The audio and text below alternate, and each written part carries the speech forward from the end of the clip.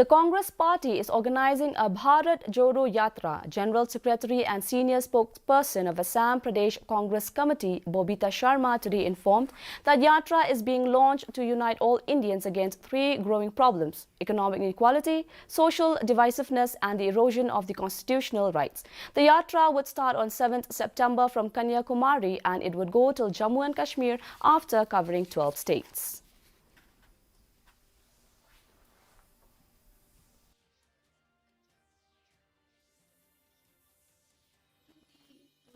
They will be covering, the Yatris will be covering 7 September from Kanyakumari, and it goes to Jammu Kashmir, and it covers 12 states and 2 union territories. The 12 states are Tamil Nadu, Kerala, Karnataka, Andhra Pradesh, Telangana, Maharashtra, Madhya Pradesh, Rajasthan, Haryana, Uttar Pradesh, Delhi, Punjab, Himachal Pradesh and Jammu and Kashmir.